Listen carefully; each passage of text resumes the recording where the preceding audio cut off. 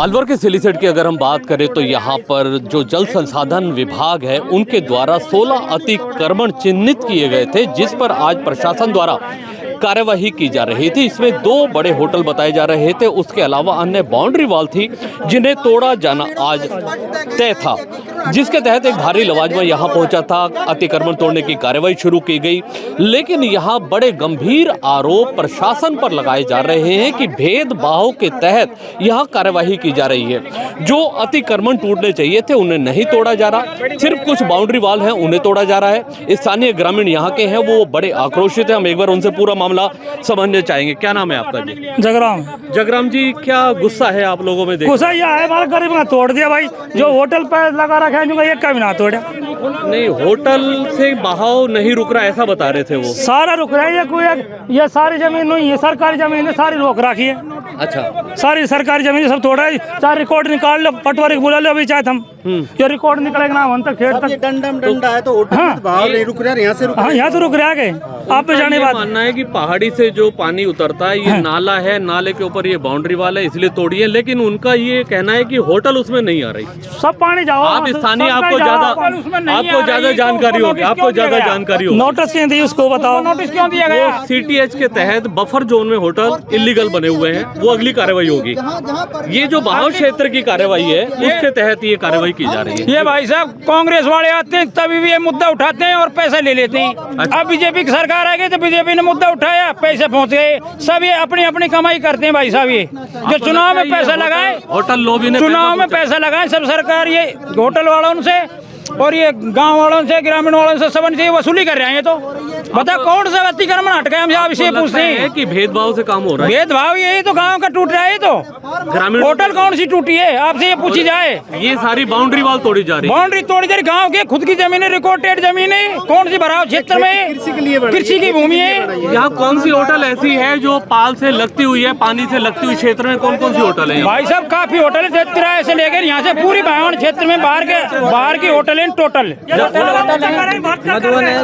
जबकि उनकी भी बाउंड्री टूटनी चाहिए। भाई साहब पूरी भराव क्षेत्र में, बहन क्षेत्र में कल की पूरी दियोरों की ढाणी मर जाती है, होटल नहीं टूटे तो। जो पीछे होटल है ये सब भर्त होकर यही लेवल में ली गई है। ये नीचे थी पहले। कौन सी होटल? ये होटल ये पीछे जो सिलीसेट से नीचे सारी भर्त कर सिलीसेट से जो भी नीचे होटल बनाए गए सब बहाव क्षेत्र में है।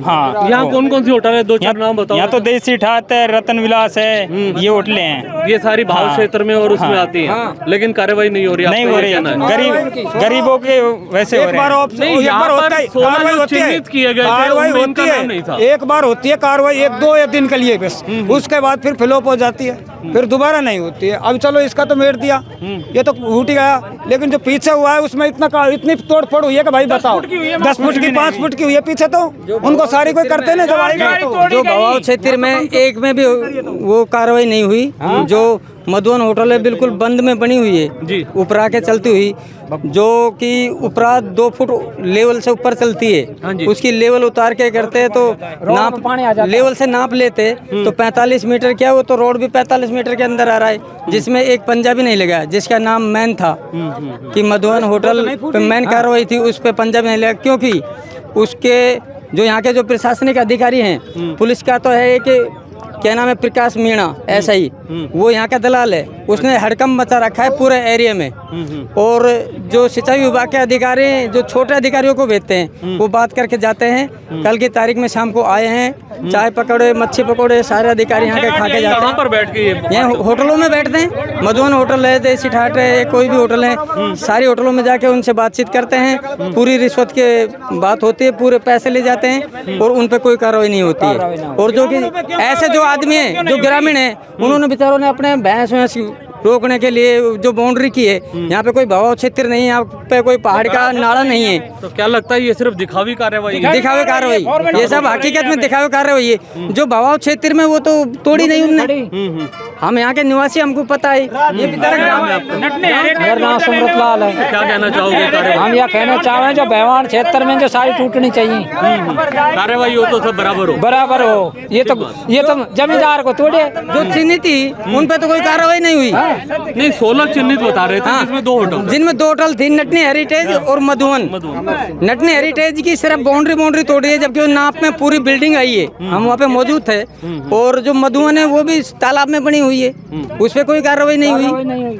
और सीधे कार्यवाही तो आज शुरू की गई थी, लेकिन यहाँ जो स्थानीय ग्रामीण है उनका खुलकर ये आरोप है कि जो चिन्हित किए गए थे, अगर हम मुख्य 2 होटल की भी बात करें तो नटनी हेरिटेज और मधुवन नाम का जो ये बताया जा रहा है, वहाँ पर भी एक कार्यवाही के नाम पे खाना पूर्ति की गई है। और यहाँ जो बाउंड्री वाल तोड़ी गई है वो सिर्फ दिखावा मात्र एक है। प्रशासनिक स्तर पर जो कार्यवाही को अंजाम दिया जाना चाहिए था।